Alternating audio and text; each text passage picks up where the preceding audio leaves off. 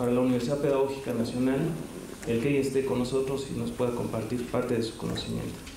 Entonces le damos la bienvenida y… Muchas gracias.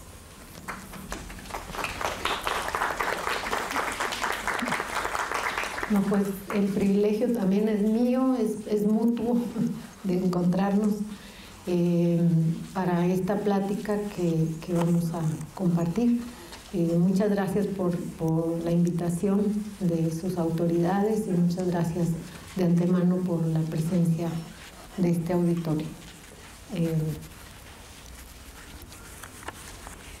El tema del que les voy a hablar es relacionado con una parte de la filosofía que es la ética y referente a un autor que se llama Emmanuel Levinas.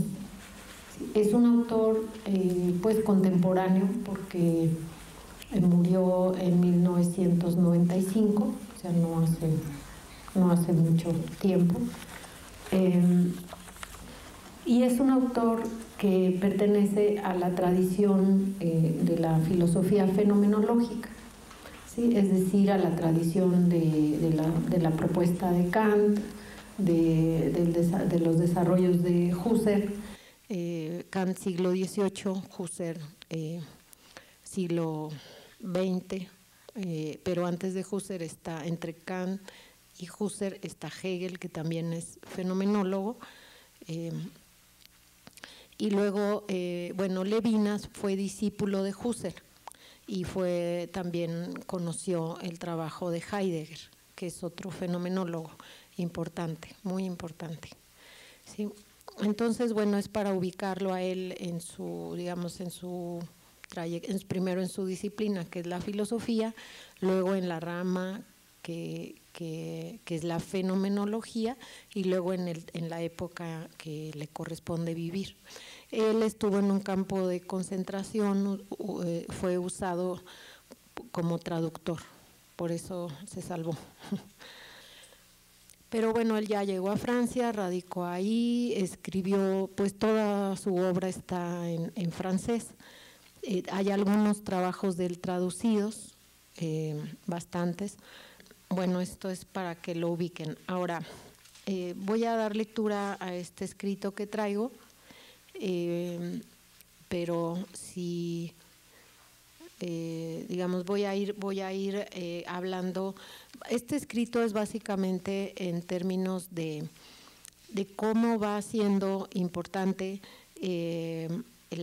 la mención de el otro, o sea, como problema filosófico se ha visto básicamente al sujeto, al yo, ¿sí? Como el centro del problema, ¿no? Se le llama ontología a esto, ¿no? El estudio del ser.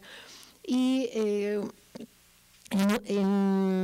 hay un devenir ahí donde primero digamos, se insiste en el sujeto y luego se empieza a hablar de esa alteridad o de ese otro, ¿no? O sea, si nosotros en este devenir quisiéramos ubicar a la obra de Levinas, entonces tendríamos que ubicarla en esta preocupación o en esta ocupación en el problema de la alteridad. O sea, él cuestiona este énfasis en el sujeto, el cuidado de sí mismo, el sujeto universal, el sujeto trascendental, el yo, o sea, toda esta insistencia, ¿no? Y la cuestiona porque dice ya es momento de mirar hacia la alteridad, o sea, hacia el otro. Ya no podemos seguir hablando de un sujeto autorreferencial, o sea, un sujeto absoluto, ¿no? Como somos seres racionales, ¿no? Así en lo general, sino un sujeto que se constituye, que existe, ¿sí? Que está en el mundo, pero con un otro, siempre con un otro, con los demás, ¿sí?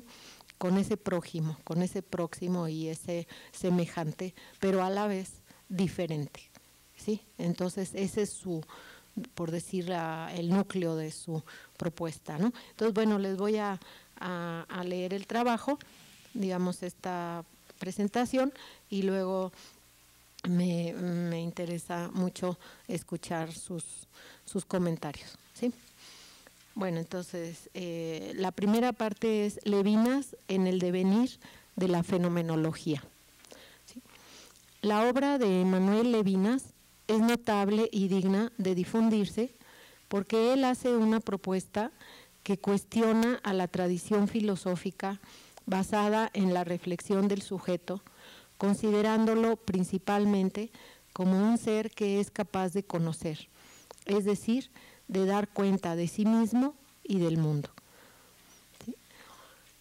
Las filosofías a las que nos referimos son el racionalismo de René Descartes, del siglo XVII, y la fenomenología de Manuel Kant, del siglo XVIII. En ambos autores, el sujeto es concebido a partir de su capacidad de elaborar abstracciones o representaciones del mundo, en las cuales tiene como objetivo explicar las causas y los efectos de los acontecimientos. Asimismo, encontramos en Descartes y Kant una preocupación por determinar los atributos mediante los cuales el sujeto se conoce y conoce. Tanto uno como el otro señalan que la razón nos permite formar ideas a partir de las percepciones.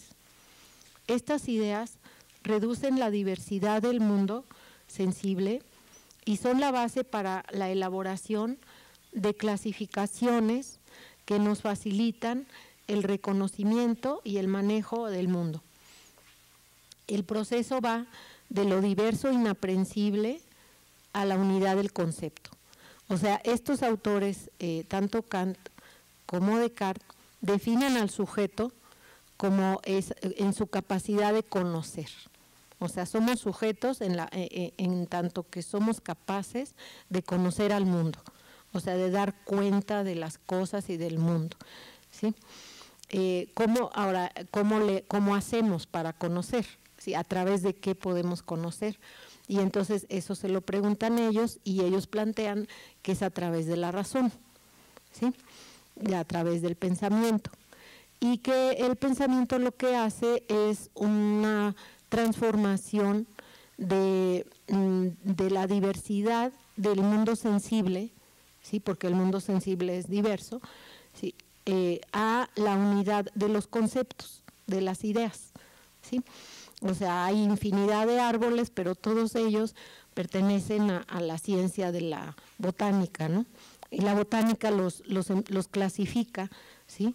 Aunque sean diferentes, hay grupos, ¿sí? De los árboles que tienen tales características o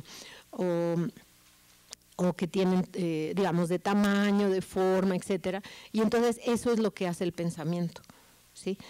El primer momento del conocimiento es el contacto sensible, ¿sí? Pero ante el contacto sensible está la diversidad y después de la diversidad se empieza a hacer un proceso de, digamos, de clasificación de esas diversidades para poder elaborar conceptos, elaborar ideas, ¿sí? Esta operación de unificar para hacer familiar lo desconocido se aplica también al sujeto y se formulan definiciones universales para incluir a todos los seres humanos sin distinción. Así, lo diverso se hace unívoco, ¿sí? Lo variado se hace lo mismo y lo extraño se hace familiar. ¿Sí? A finales del siglo XVIII y principios del XIX se presenta un desarrollo de la fenomenología kantiana en la cual ya no es un sujeto aislado el que se piensa y piensa al mundo, sino que basándose en la propuesta del mundo como representación y no como una copia de lo real sensible, abre la posibilidad de la consideración del otro, de ese referente que es necesario para saber hasta dónde llega nuestra propia reflexión, nuestra mirada del entorno. O sea, aquí la fenomenología tiene como base la idea de que al momento de conocer al mundo, nosotros elaboramos una representación de ese mundo, ¿sí? O sea, la idea, la imagen es una representación del mundo, de la cosa del mundo sensible, ¿sí?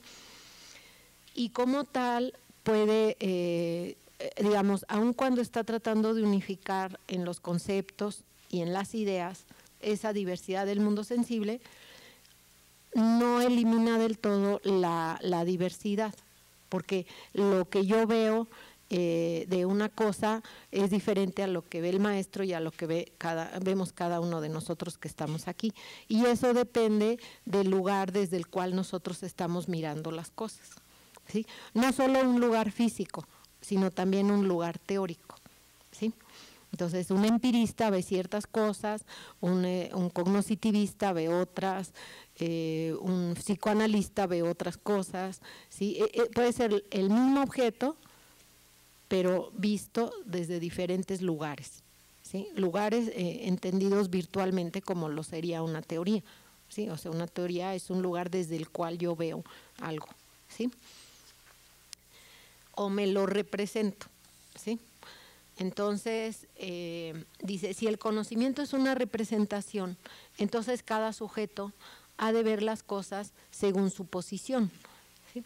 De este modo se acepta la relatividad y con ello se abre la puerta a la alteridad, a la diferencia en las visiones de la realidad y de uno mismo, lo que uno puede ver de uno mismo y lo que uno puede ver del mundo y de los demás, ¿sí? La filosofía de Hegel, fenomenólogo y kantiano, por supuesto, es un ejemplo claro de cómo se le va dando entrada o importancia al tema del otro en la ontología. O sea, la ontología como reflexión acerca del ser se había desarrollado en términos de pensar a un ser solo, en realidad autorreferencial. Sin nada más decir, ese ser es racional y a través de la razón puede conocer. Hegel, impactado por la Revolución Francesa y las guerras napoleónicas, o sea, él escribe su libro por el cual él es más conocido, se llama La Fenomenología del Espíritu y se publica en 1807, o sea, estaba muy reciente el movimiento de la Revolución Francesa y ya se habían, digamos, durante el siglo X, digamos, después de la Revolución Francesa se inician las guerras napoleónicas que pretenden, digamos, Napoleón lo que pretende es lograr los ideales de la Revolución Francesa. O sea, la democracia, los estados liberales y bueno, todo lo que escuchamos hasta la fecha y que nomás lo escuchamos, pero bueno. Dice, Hegel, impactado por la Revolución Francesa y las guerras napoleónicas, hace una ontología donde al sujeto se le concibe como el actor de la historia. O sea, ya a Hegel no solo le importa el ser así en lo universal, sino la historia que estamos haciendo cada uno de nosotros y todos en conjunto como humanidad, ¿sí? La historia humana. Y a esta última se le ve en una progresión. Es interesante ver cómo, considerar cómo durante el siglo XIX impera esta noción evolucionista o progresista, ¿no? De etapista, de hecho, ¿no? O sea, vemos la sociología de Comte, ¿no? Con el estado o estadio teológico, luego el metafísico y luego el positivo. Vemos a Darwin también con esta propuesta del evolucionismo. Vemos esta se extiende hasta principios del siglo XX, porque también Freud, ¿no? Presenta sus etapas, ¿no? de desarrollo de la psique, Marx digamos, con las etapas que él propone de la sociedad, ¿no? Que va del comunismo primitivo hasta el comunismo avanzado y demás, ¿no? Entonces hay esta idea de la historia, digamos, de la evolución, del progreso y que la historia es progresiva, ¿no? Un aspecto más del pensamiento hegeliano es la incorporación de la alteridad, como ya habíamos dicho, en la explicación del ser, lo cual contrasta con las propuestas cartesiana y kantiana, en las cuales el sujeto es autorreferencial, o sea, no hay un otro que sea necesario en la escena, pues para que el ser se realice y para que el ser incluso se conozca a sí mismo, ¿no? En cambio, en Hegel sí empieza a haber esta presencia del otro, ¿no? Para explicar la historicidad del ser y la referencia al otro, Hegel ofrece dos secuencias. La primera es la conciencia, la autoconciencia y el saber absoluto, ¿sí? O sea, él plantea, bueno, se conoce por esto de la propuesta dialéctica, ¿no? La dialéctica hegeliana, pero tiene dos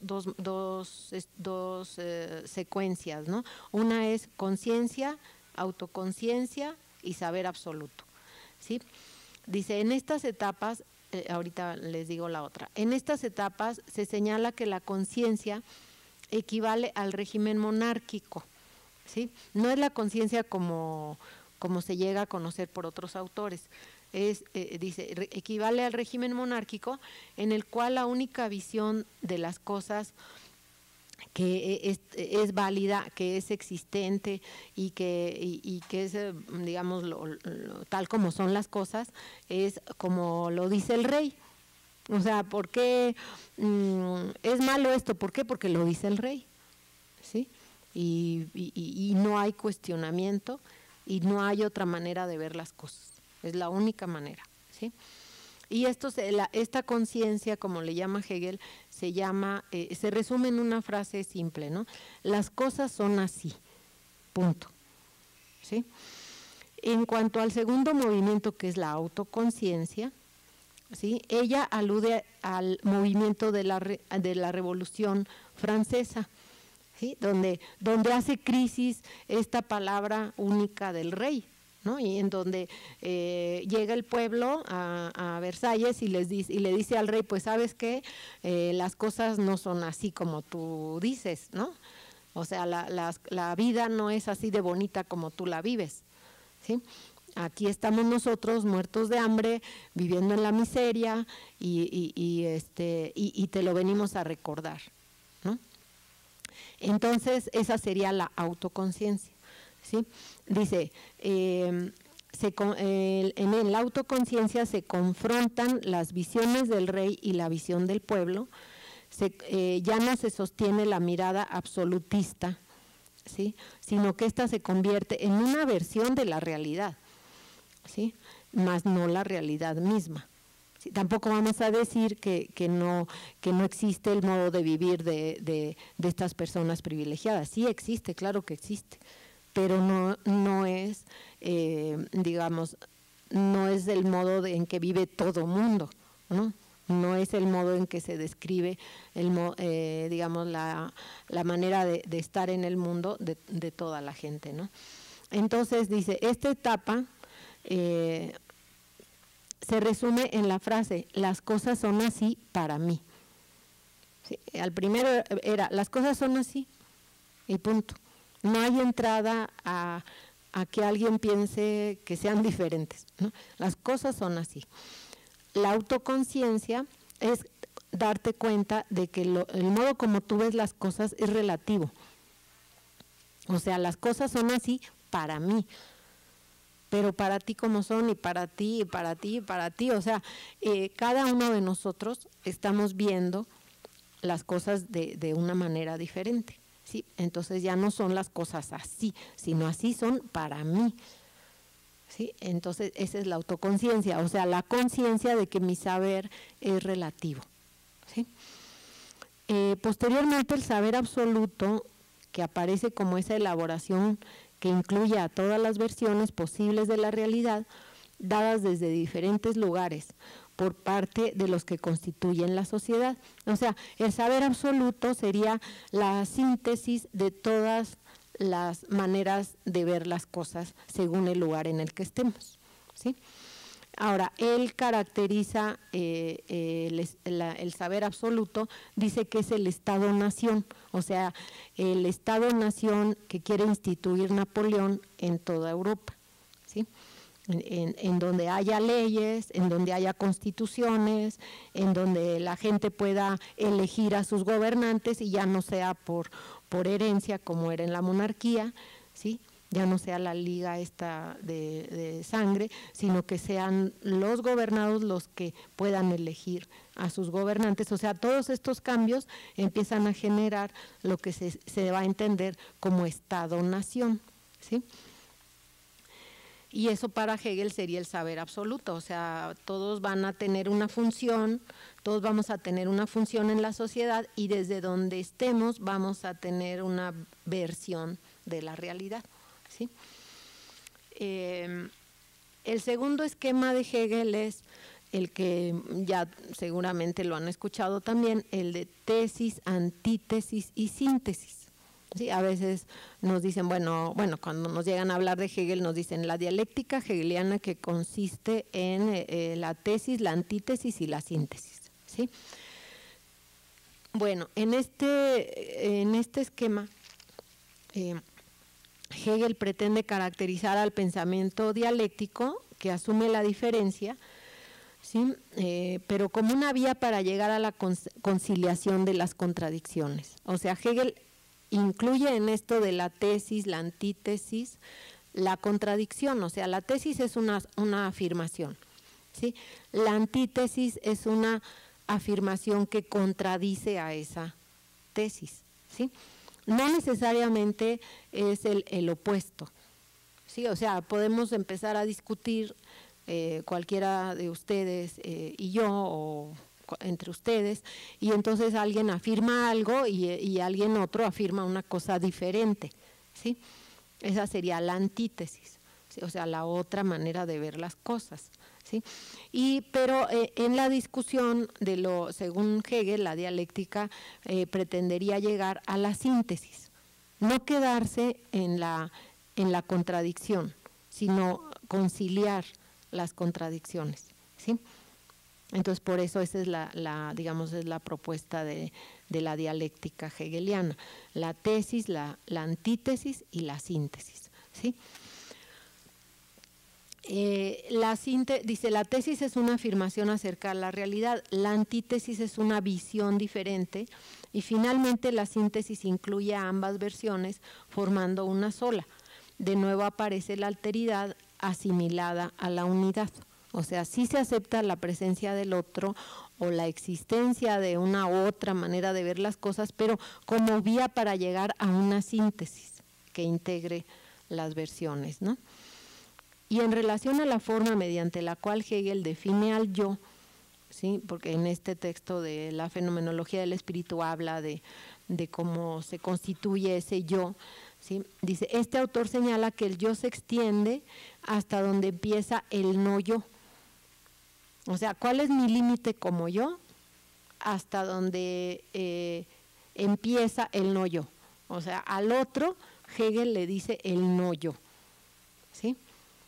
No, sí habla del otro, pero en función del yo, ¿sí? Al momento que uno define algo negando algo, es porque es más importante eso en afirmativo que en negativo, ¿sí? O sea, es como si yo dijera que el prójimo es el no yo. Pues no, además de que el prójimo es el no yo, pues son seres humanos igual que yo, no nada más son el no yo o el límite hasta el que yo llego como ser, ¿no? Entonces, pero él dice eso, ¿no? Dice, el yo se extiende hasta donde empieza el no yo, es decir, el otro, ¿sí? Así la alteridad queda señalada como la negación del yo, ¿sí? Sin una identidad en el sentido positivo, ¿sí?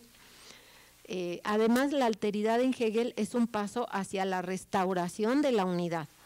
O sea, sí va a haber la contradicción, pero se va a asimilar en la síntesis. Sí va a haber otra mirada diferente, pero todas van a acabar constituyendo el saber absoluto, ¿sí? Entonces, dice, además la alteridad en Hegel es un paso hacia la restauración de la unidad, aun cuando se acepta que esta última es más compleja que la que existía anteriormente, es decir, durante la monarquía. Sí, nos referimos al Estado-nación, producto de contradicciones que finalmente logran su acomodo. Un autor más dentro de la filosofía fenomenológica tradición a la que pertenece Levinas es Husserl, como les había dicho hace un momento. En su ontología, Husserl habla de las determinaciones del sujeto, en las cuales señala que no podemos hablar del ser sin la consideración de 3 aspectos. El ser en, así con un guioncito, ¿sí? Es decir, perteneciente a una época y a una cultura, ¿sí? Colocado en el espacio y en el tiempo. O sea, no podemos hablar del ser, así como hablaba Descartes o hablaba Kant, sino el ser en, o sea, el ser en un espacio y en un tiempo, en una cultura y en una época, ¿sí? El ser con es otra determinación. O sea, no podemos hablar del ser si no lo consideramos formando parte de una sociedad, conviviendo con sus semejantes y definiéndose en sus relaciones, ¿sí? Con los demás.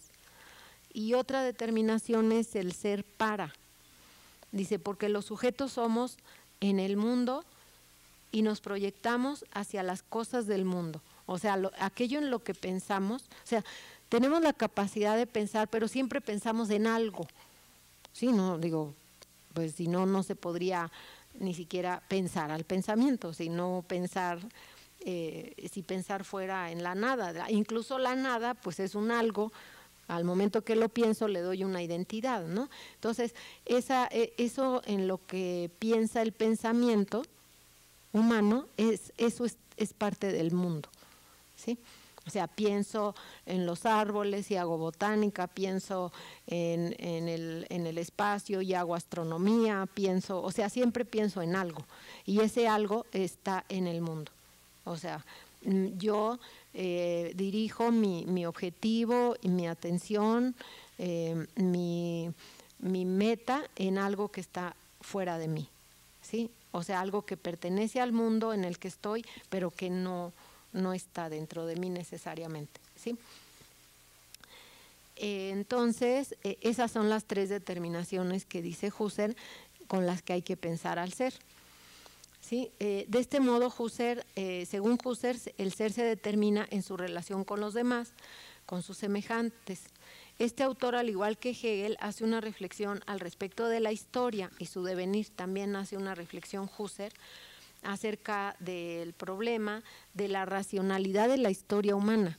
Sí, eso es una reflexión que él hace ya poco antes de morir. Él muere en 1938.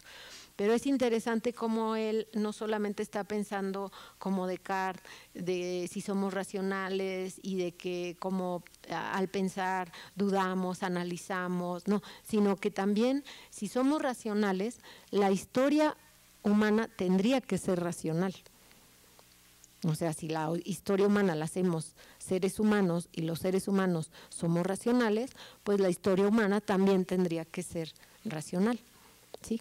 Y es una pregunta muy auténtica de Husserl, sobre todo en la época que lo hace, que es en las entreguerras. O sea, se acabó ya la Primera Guerra y ya está la segunda enfilada, ¿no? Entonces él dice, bueno, ¿somos racionales? O sea, no solo para poder contestar a un problema lógico, matemático, a una ecuación, a escribir un discurso, no. Nuestra historia es racional. O sea, ¿qué sentido está teniendo lo que estamos haciendo como historia humana? Sentido ahora sí que en todos los sentidos. O sea, ¿qué significado tienen las guerras? ¿Qué significado tienen las invasiones? ¿Qué significado? ¿Y qué sentido en términos de a dónde queremos llegar con todo esto? Sí, él se lo pregunta. Dice, bueno, esto se lo pregunta por la época en la que él vive, ¿no? Y que bueno, igual no las podemos hacer ahora esa pregunta, ¿no? En su filosofía, Husserl maneja un concepto que engloba al sujeto y al mundo, ¿sí? Es el concepto de conciencia, pero no la conciencia como la planteaba Hegel, que era digamos, la ingenuidad, ¿no? O la ingenuidad o la tiranía, las cosas son así, punto, ¿sí? O sea, los niños y los tiranos se parecen mucho en eso, ¿no? Porque los niños porque no tienen experiencia del mundo y suficiente como para percibir la diversidad, ¿sí? Entonces creen que las cosas son como se les están presentando y no conciben otra manera de ser de las cosas. Eso es por ingenuidad, ¿sí? Pero el monarca, el amo, ese lo hace por crueldad, o sea, por tiranía, ¿sí? Bueno, entonces en la filosofía de Husserl la conciencia es un concepto que incluye al sujeto y al objeto de conocimiento, ¿sí? Es otra noción de conciencia. Sí, también eso es importante, que uno ubique los conceptos de acuerdo a los autores y no los maneje indistintamente, ¿no? Porque si no, no entiende uno. Dice, esta no se entiende en el sentido de Hegel, sino más bien es el equivalente del saber absoluto hegeliano, ¿sí?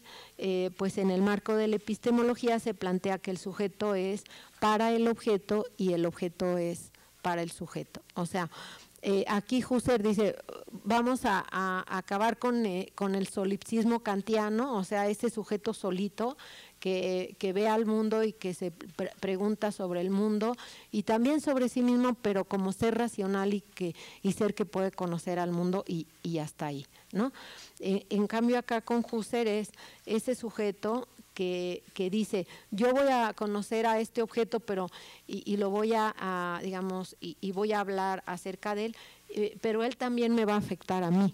O sea, por ejemplo, no sé ustedes si son, digamos, que pedagogos, psicólogos, psicólogas, no sé qué profesión estén estudiando, pero finalmente su objeto de estudio, ustedes lo eligen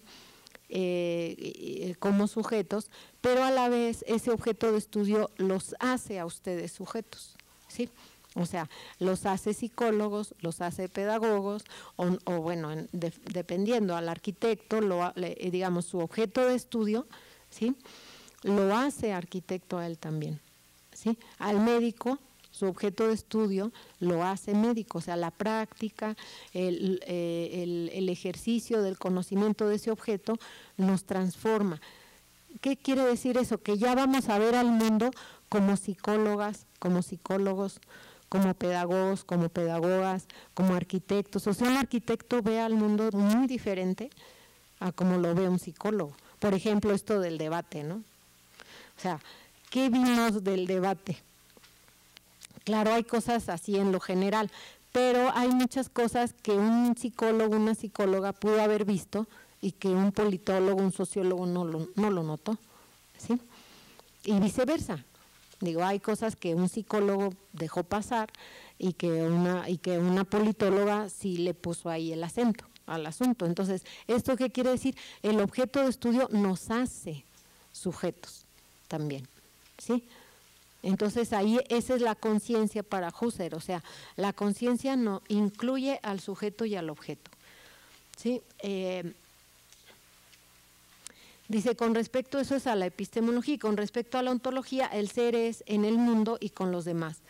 Nada está fuera de la conciencia, ella lo incluye todo, la diversidad es cobijada por esa conciencia, o sea, por más diferentes que seamos, todos pertenecemos y estamos dentro o incluidos en la conciencia, ¿sí? Bueno, no obstante las semejanzas con Hegel, Husserl tiene una propuesta más avanzada con respecto a la alteridad, pues además de que hace explícito el valor referencial del otro para el sujeto, propone movimientos de aproximación del sujeto hacia el otro, como ponerse en su lugar para tratar de comprender en su conciencia la visión que la alteridad tiene del mundo. O sea, Husserl también tiene otra propuesta, aparte de las que les he dicho. Él dice ponerse en el lugar del otro, ¿sí? O sea, al desarrollar esto del ser con el otro, dice, debemos de ser capaces de ponernos en el lugar del otro. O sea, porque desde nuestro lugar estamos viendo la realidad de un modo, ¿sí? Y así la comprendemos. Pero si no somos capaces de movernos de ese lugar, ¿sí? Y colocarnos en el lugar del otro, ¿sí? No vamos a comprender al otro en nuestra conciencia. Entonces, eso es hacer el intento, el esfuerzo de ponerse en el lugar del otro, porque es la única manera de poder comprender al otro en mi conciencia. O sea, me gusta esta música, le voy a poner bien fuerte porque me gusta y la quiero oír así a todo volumen, sí, pero te has puesto a pensar que al vecino no le gusta tu música, o puede no gustarle, o puede estar dormido, o pudo haber trabajado toda la noche y de día está dormido, o qué sé yo, o está estudiando, o está haciendo un trabajo de concentración y tu música no lo deja, ¿sí? Entonces eso es comprender y eso es tener conciencia, ¿sí? O sea, incluir al otro en tu visión, o en tu visión del mundo y en lo que tú estás haciendo, ¿sí? Bueno, ahora, finalmente llegamos a la filosofía de Levinas, en la cual el otro es el actor principal en el contexto de su metafísica de la pregunta por el ser. Para Levinas, la parte más importante de las determinaciones señaladas por Husserl es la que menciona su vida en sociedad, ¿sí? Sus relaciones con los demás. El ser con de Husserl es el eje de la filosofía de Levinas, y en esa medida él dice que no hace ontología, porque esto sería continuar con la insistencia en la importancia del ser, del sujeto, sino más bien él hace metafísica, pues su propuesta va en el sentido de poner atención al otro, a la alteridad, a la diferencia. O sea, Levinas dice que la manera de trascender del ser es en su relación con el otro, ¿sí? Trascender al ser, trascender al yo es en mi relación con el otro. No que a mí me hagan un himno, me pongan una escultura o me pongan cada vez que se recuerde mi muerte me pongan una corona en mi escultura. No, eso no es trascender para Levinas, sino trascender al yo es ver por el otro, ¿sí? Salir de mí para ir hacia el otro, ¿sí? La filosofía de Levinas es una filosofía de la alteridad. El cambio es radical, pues la tradición dominante había enfatizado en el yo, y a partir de Levinas se insiste en el otro, no únicamente como el no yo. O sea, el otro no nada más es el no yo, no solo como el límite del yo, sino como un ser diferente al que vemos desde nosotros, pero que no coincide del todo con la representación que nos hacemos de él. O sea, porque lo vemos de un modo, pero otros lo pueden ver de otro y él mismo se puede ver de otro modo también.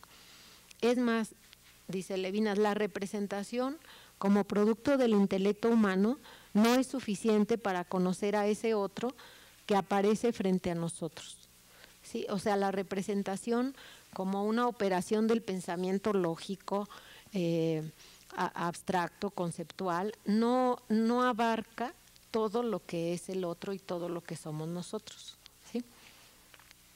Levinas hace una metafísica porque nos indica que desplacemos la atención que teníamos sobre el sujeto hacia el otro, pues este último es el que nos señala la relatividad de nuestra existencia, ¿sí?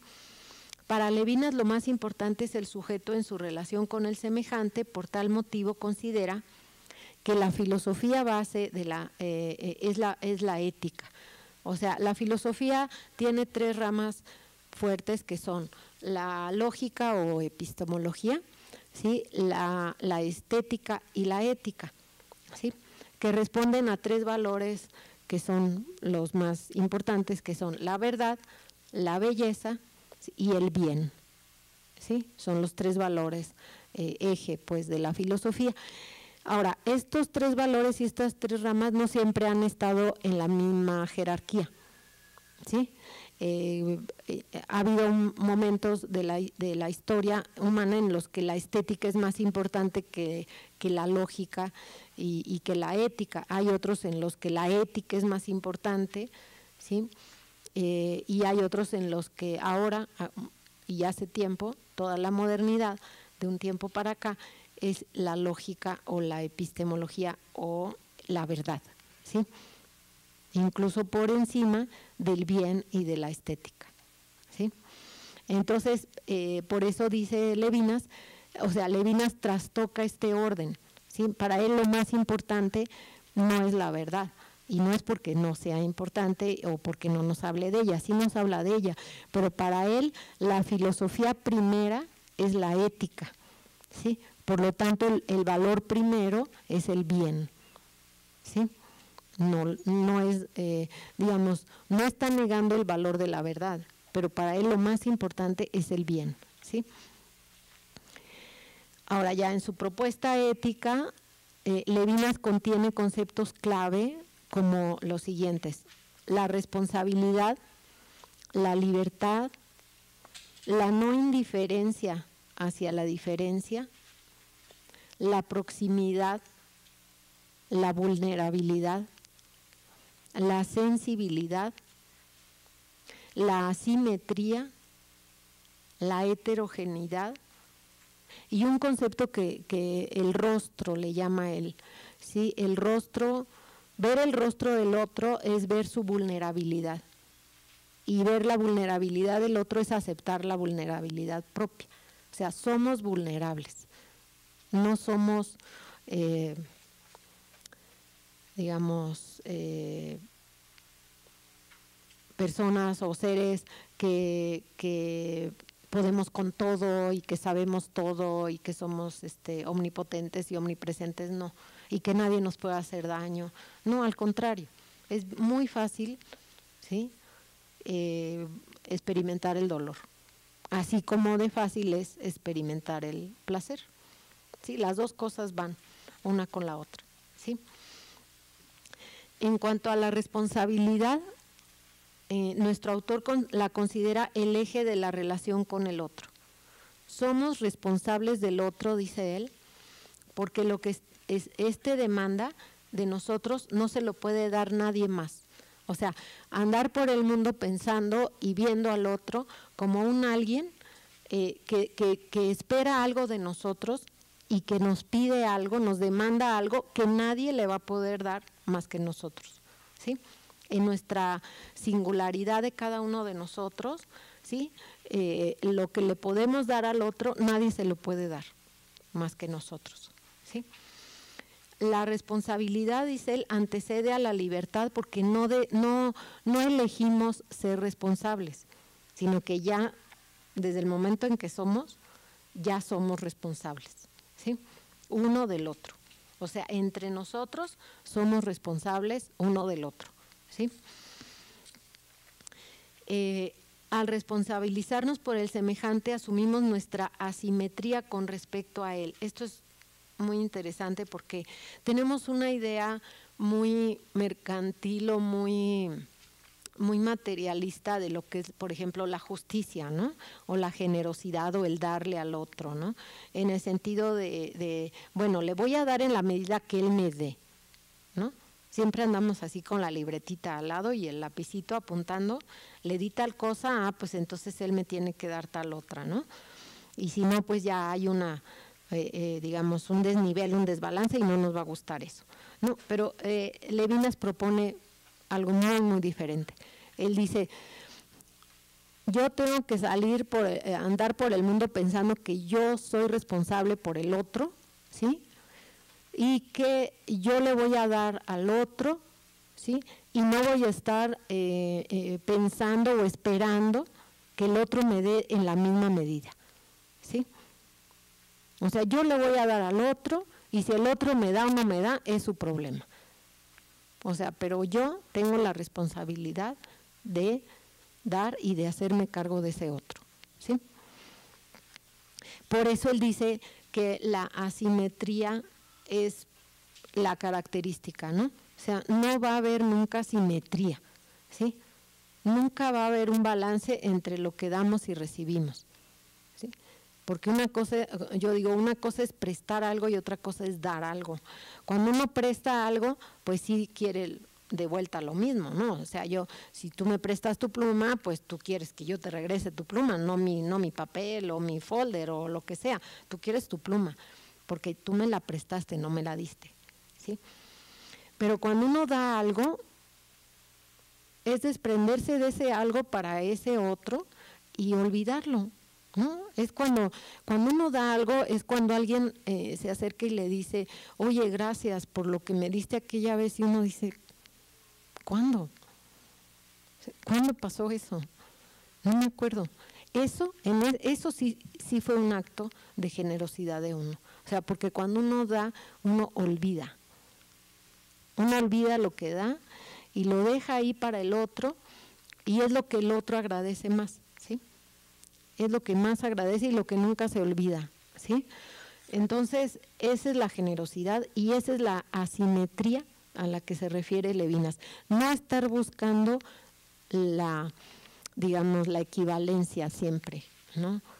Sino dar, o sea, darle al otro lo que uno le puede dar y darlo de uno mismo, ¿sí?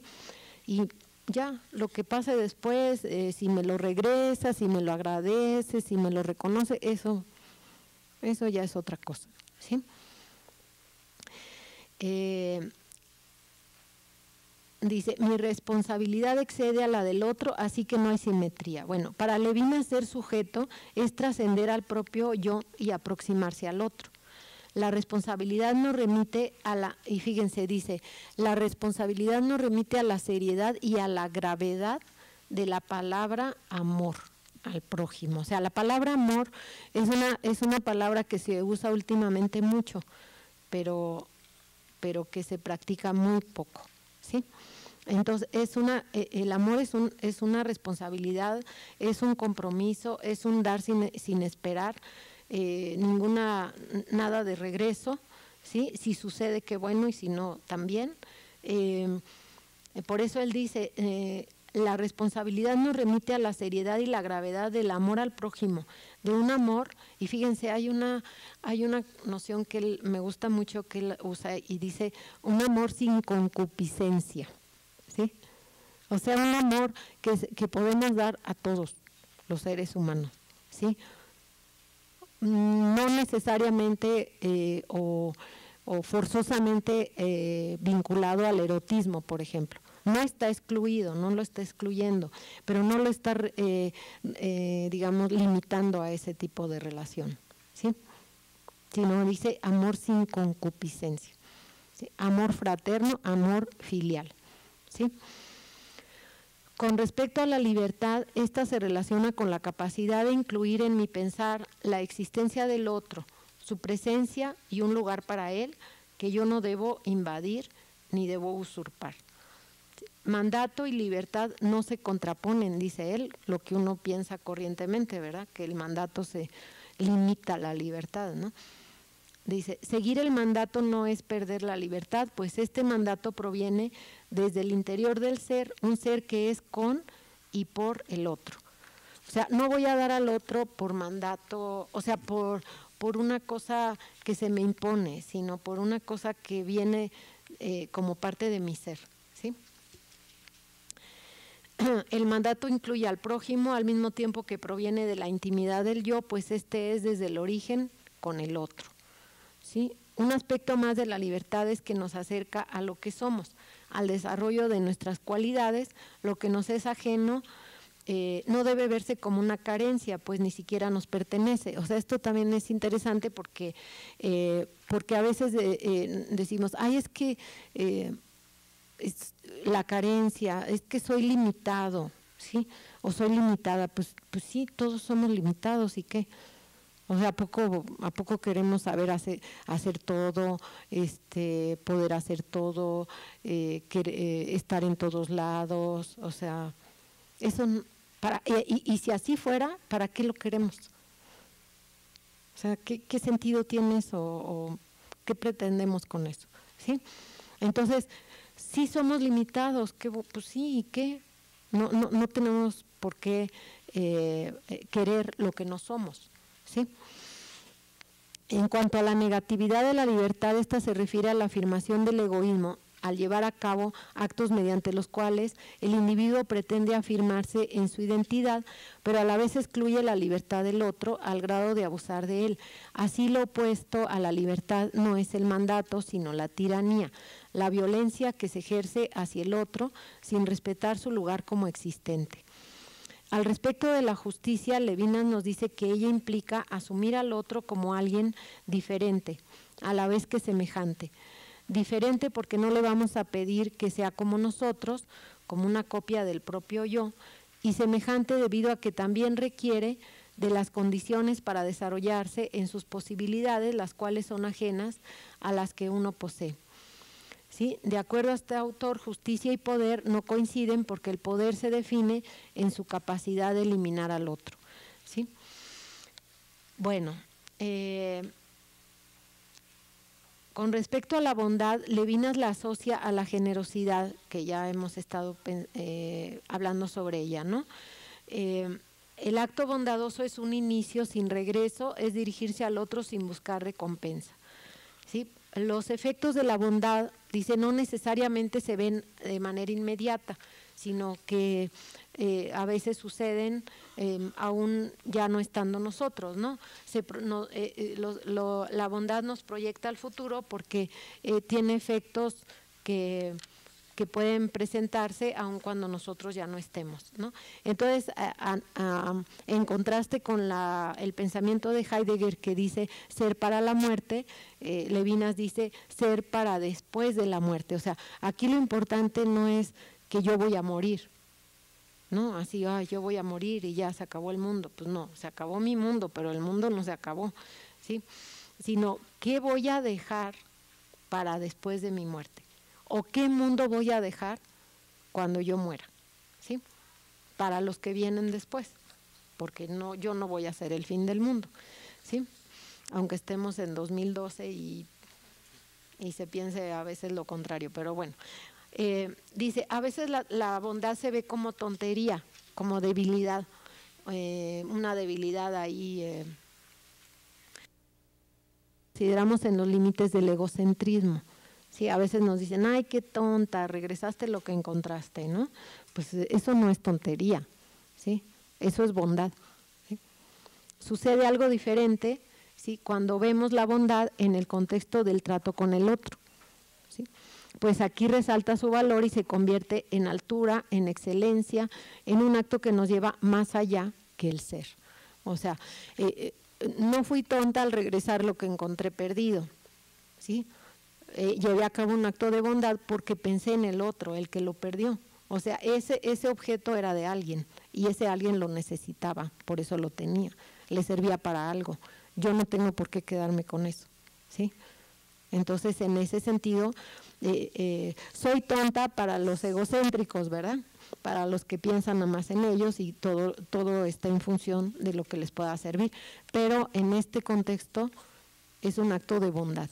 Es pensar en el otro, ¿sí?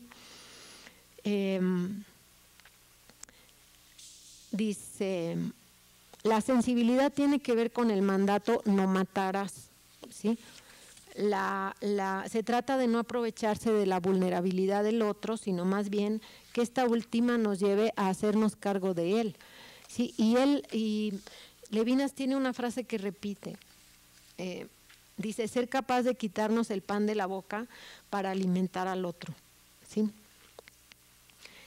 A esta idea de ser capaz de quitarse el pan de la boca para dárselo al semejante, Levinas le llama maternaje, ¿sí?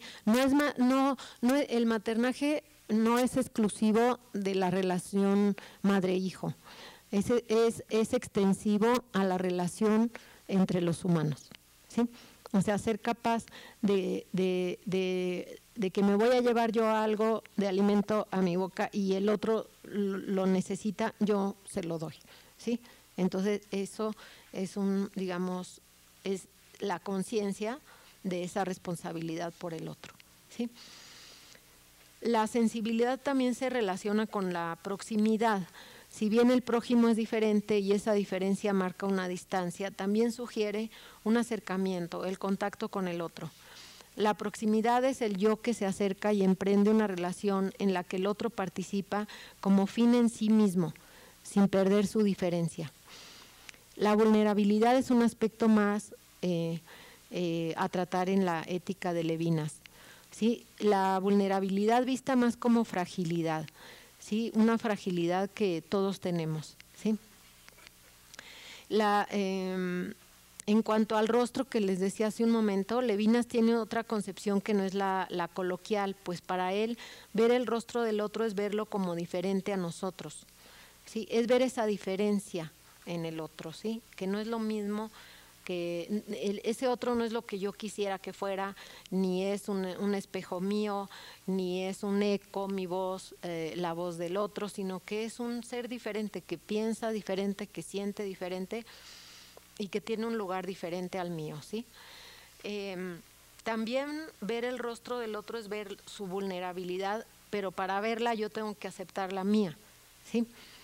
Y eso, por eso es difícil, ¿no? Ver la vulnerabilidad propia es muy difícil y entonces nos cubrimos con máscaras y con disfraces, ¿no? Para no exhibir nuestra vulnerabilidad, pensando que nada más nosotros somos vulnerables, cuando todos lo somos, ¿no?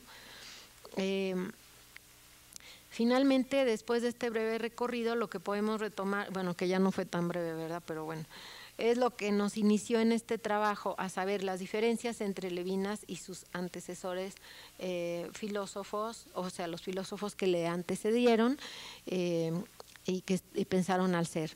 Las diferencias mediante las cuales se vislumbra la propuesta ética de este autor, que revoluciona la filosofía occidental centrada en la subjetividad aislada del mundo. Levinas clama por una subjetividad basada en el vínculo con el otro, al grado de que es este último lo importante, es este último lo primero. Tal vínculo debe basarse en la bondad, la cual no será dictaminada por ningún régimen social, sino que solamente se podrá hacer real en el ejercicio de los actos bondadosos que practicamos con los que tratamos todos los días. O sea, la bondad no es algo así lejano, exclusivo de los santos o de los monjes o no sé de quién, ¿no?